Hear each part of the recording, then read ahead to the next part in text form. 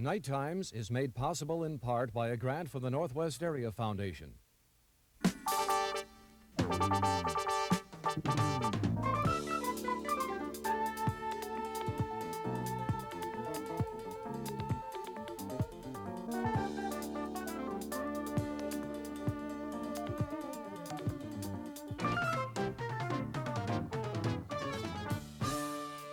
Live from the Twin Cities, this is NightTimes Variety with Michelle Barber. Thank you. Thank you. Thank you. Good evening, everyone, and welcome to NightTimes Variety. Tonight we are very honored to have one of the great masters in the field of jazz, drummer Max Roach. From his early days of playing with Charlie Parker while still a teenager and Dizzy Gillespie, Max Roach is still one of the forerunners of jazz drumming. He is a composer, a writer, a singer, a teacher, and a prolific recording artist. We'll be talking with Max Roach this evening as well as hearing him play. He's just a treat. We will also be having some music from the Minneapolis-based popular group RioNido. They will be doing a tune for us. Their music covers a wide range from rhythm and blues to swing and bebop, so they're a lot of fun too. And also, the guys at Earl's TV Tap are back with us once again. But right now, I'd like to give you just a little taste right now of one of the world's greatest drummers, Max Roach. He's going to knock your socks off.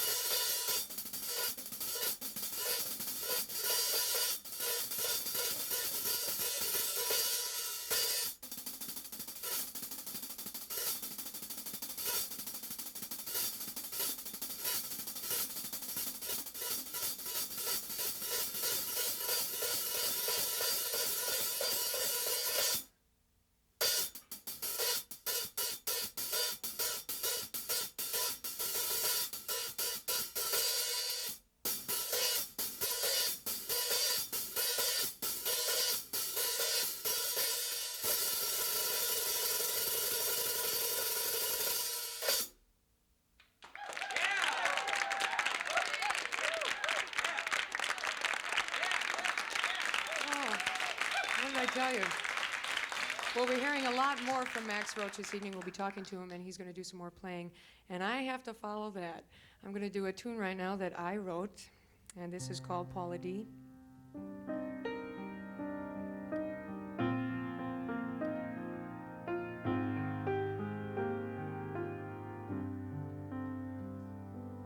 Peaceful is the night, and the stars yield their quiet light. Whispers in the wind speak of summer's end. Memories in life often can't be explained. They're like the ache of love or a warm spring rain.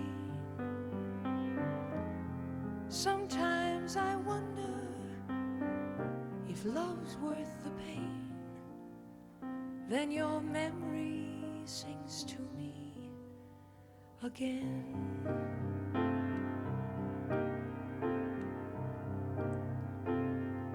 Sunlight wakes the sky, yet another day passes by. Fragments of my dream weave a quiet theme.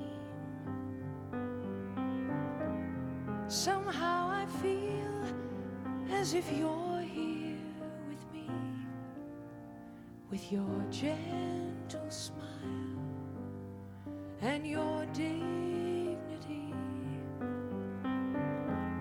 Memories in life often can't be explained, but when all else fails, memories remain.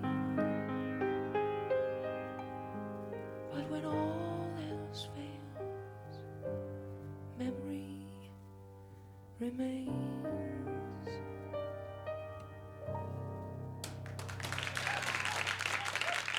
Thank you.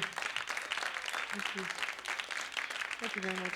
Now I would like to introduce you to four excellent musicians. They are locally born and bred from Minneapolis and St. Paul. They're going to do a tune for us right now called Honey Dripper. Ladies and gentlemen, please welcome RioNido.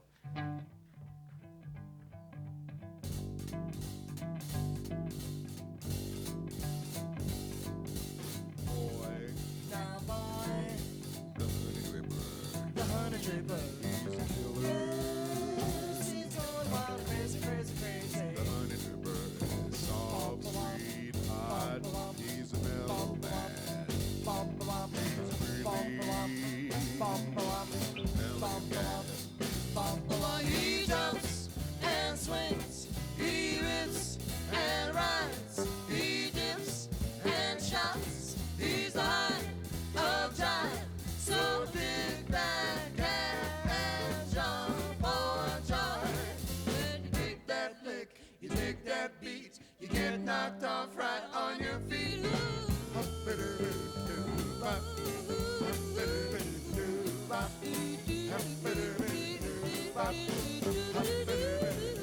One, two, three, 4, 5, 6. You take that cat and get your kicks.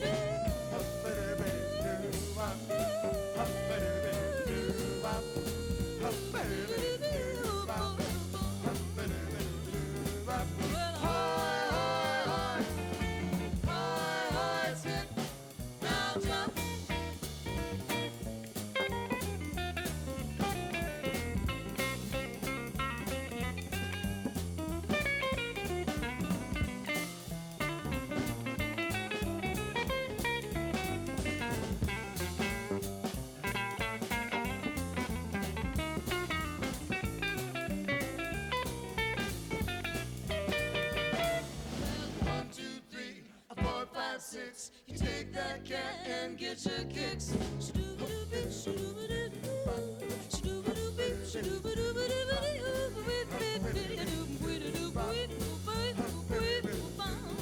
He jumps and swings, he rips and rides, he dips and shouts. He's the height of giant, so big that cat and jump for joy. He jumps and swings, he rips and rides, he dips and shouts. He's the height of giant, so big that cat and jump for joy. Swinging on, swinging on, swinging on out. Swinging on, swinging on, swinging on out. Swinging on, swinging on, swinging on out. Jump for joy. Swinging on, swinging on, swinging on out. Swinging on, swinging on, swinging on out. Swinging on, swinging on, swinging on out. Jump for joy.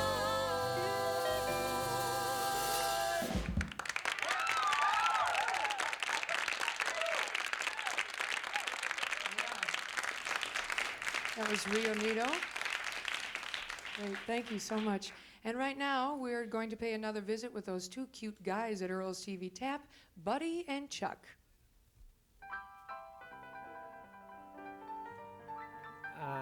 Hi, folks. Say, we'll get back to the music in just a minute. But right now, Chuck and I'd like to visit with you for a little while. As you probably know by now, this is Pledge Week. And hey, the guys at Earl's TV Tap are no different from anybody else. We want your money, too. We need it. In fact, we got to have it by Wednesday. Yeah, by 3 o'clock Wednesday or else. Yeah, let me explain. See, Mr. Thrifty here took it upon himself to buy a new sign for the bar. Well, the station won't pay for it. And we don't have the money. We can't pay for it. You see, here at the Tap, we don't get foundation dollars or matching grants. No. Yeah, you ever hear of a federal grant for a bar? Right. Yeah, anyway, the station did say that we could use our 5 minutes this week to have our own personal pledge drive, you know? So they set up this phone bank for us, and they're giving us some electronic assistance. And the rest is up to you. Yeah, say, buddy, why don't we take a look at that snappy new sign I bought and that the folks will be paying for, huh? Good idea. Yeah. Pretty nifty, huh? Don't you just love it? Yeah, it still looks kind of tacky to me. You know, the most exciting thing about that is that that beautiful little sign cost me just 83 bucks. Now, I think that's a pretty reasonable goal for a pledge drive, don't you think? Yeah, 83 bucks for a cardboard sign. Yeah, that's shrewd, shrewd. And why'd you have to deal with Fast Eddie anyway? I told you, he's the only guy that would let me charge it and use your sheepdog for collateral. Great. You told me you wanted to take Fluffy for a walk, not to pawn him. Look, we needed the new sign. Why? Well, you haven't found Earl yet, right? Right, So we own the bar now, right? right. So we needed a new sign. That's it. Looks pretty good, huh? Well, I guess it is kind of our names up in light. Yeah, yeah. So listen, folks. Buddy and I think that you deserve, well, almost the best. Yeah. And our sign is just that. Yeah. And I know that you're going to be enjoying that sign for the weeks to come. But with that enjoyment goes responsibility. So, as far as I'm concerned, you owe us 83 bucks. Yeah, look, this is kind of hard for me to do, folks, because I'm not used to asking strangers for money. But this is really necessary. I want my dog back. So, if you look at the bottom of your screen right now, the number that you should be calling to pledge will be appearing. Folks, if you enjoy this kind of bar, if you appreciate what's going on inside Chuck and Buddy's, then show that appreciation by translating it into dollars. Come on, go to those phones, give us a call, and pledge your support, huh? Yeah, call in and say, Chuck and Buddy, you know, you guys are pretty funny for just a local show. Yeah. We think you're worth at least $1. Yeah, and if just 83 of you would call and pledge $1, well, heck, we'd be in good shape. Yeah, or if 8,300 of you just sent a penny in, we'd be over the top. That's right. Come on. Well, Chuck, I can see that our phones are open right now. You betcha. So go ahead and call, folks. If you call right now, you can get through.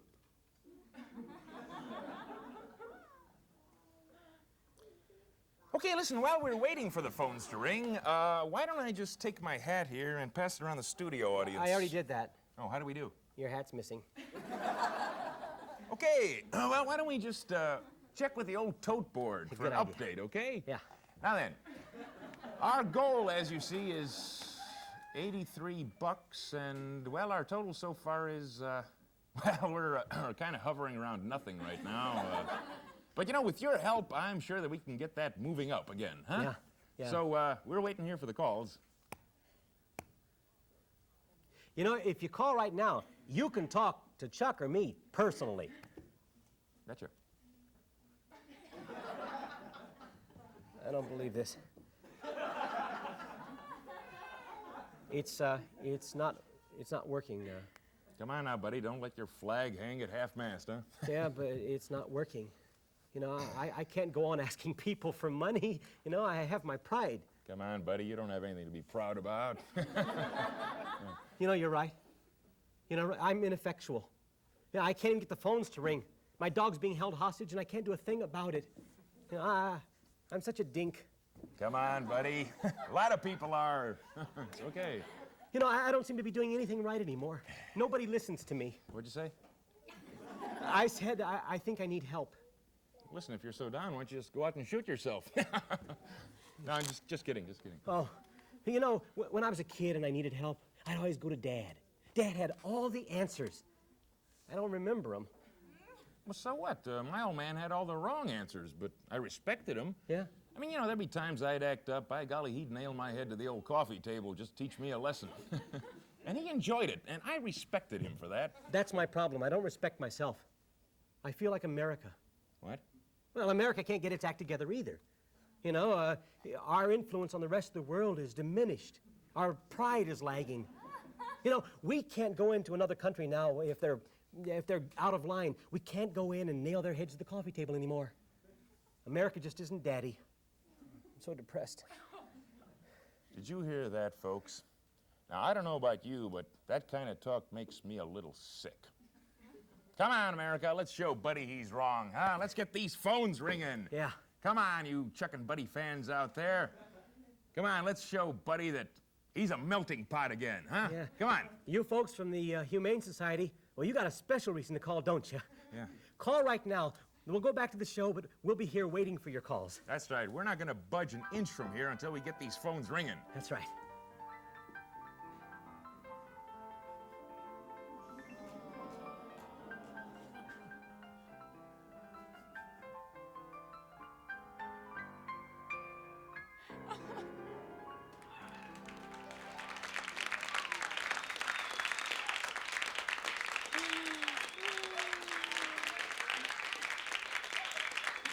Thank you, guys. Oh, I thought I heard a phone ring. Sorry. Max Roach has always been one of the key influences in the influence of American jazz, and one critic was quoted as saying Max Roach has invented the basic language of the instrument. We're going to be talking with Max Roach in just 1 minute, but right now I'd like you to hear a little bit more of his playing. Ladies and gentlemen, Max Roach.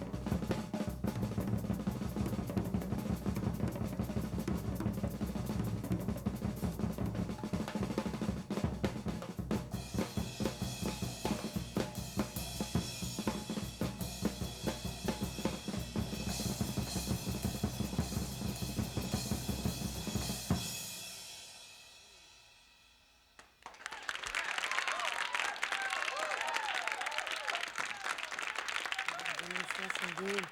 That was terrific. Thank you very much. That was wonderful. I would like to welcome you to our show here tonight, and it's a great pleasure to have you here. And I'm glad you're here. The piece that you just got finished playing, how much of that was improvisational, and how much of that was composed music? Well, all of it was basically, I guess I'm thinking about some kind of form, but basically it was an improv piece. Mm-hmm. Yeah. It was, How much, is every drum solo improvisational? yeah, it is, but it's based on some kind of a design.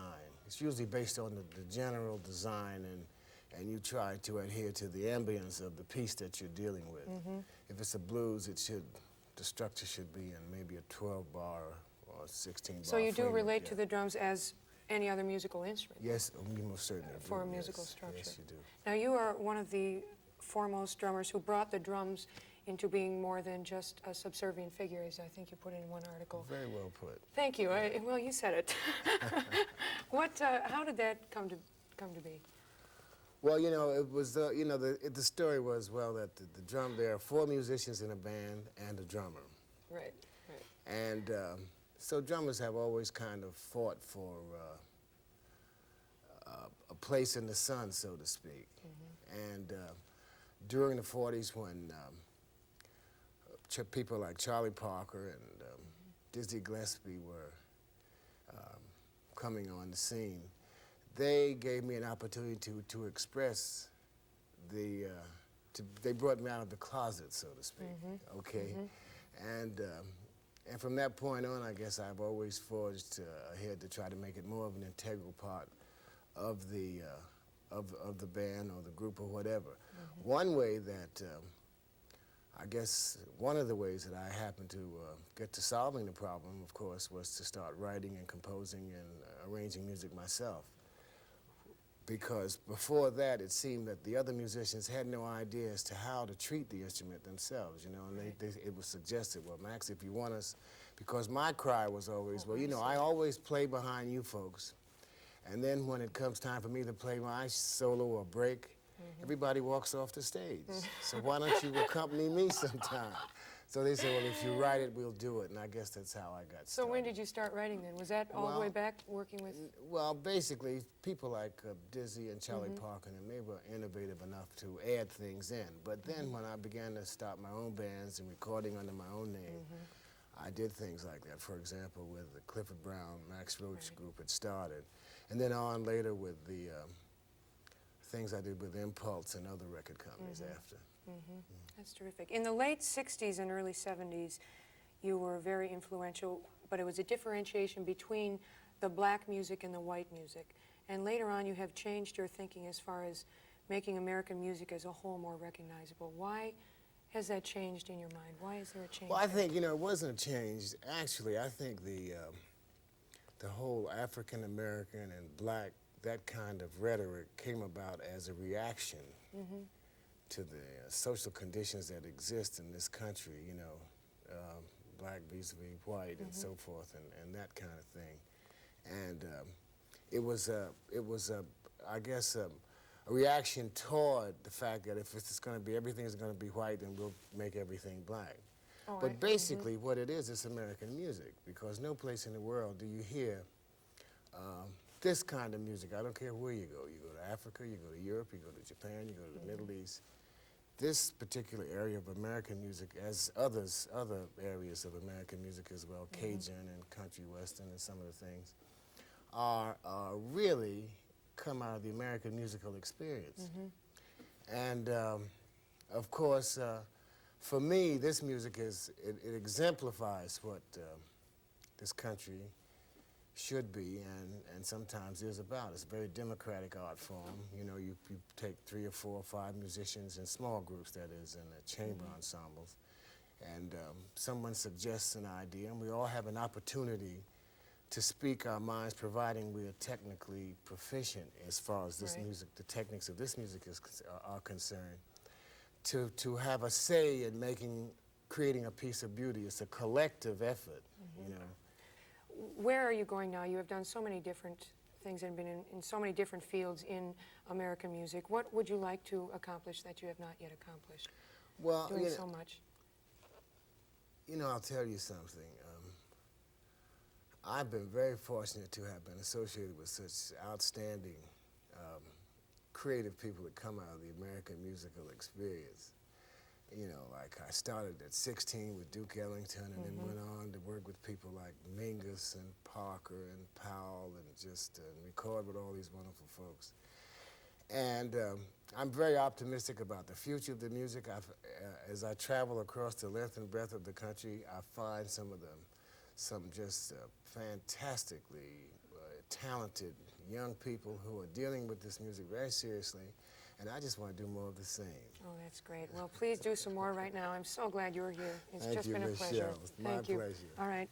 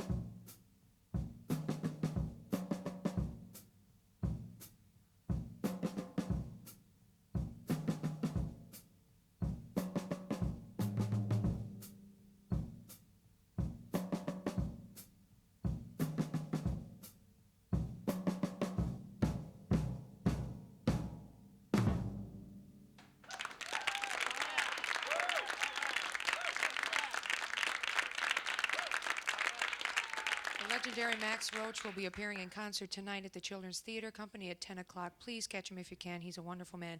Next week we have Roberta Davis with us. It's a simulcast with K-Twin FM 108, so please join us for that. Once again, I'd like to thank RioNido. I'm Michelle Barber. Good night. Of the wonderful things you get on a Bible before, and there may be many, but nobody needs anymore. Of the many facts ringing the list of life, truth takes the lead as we relax, knowing the gist of life.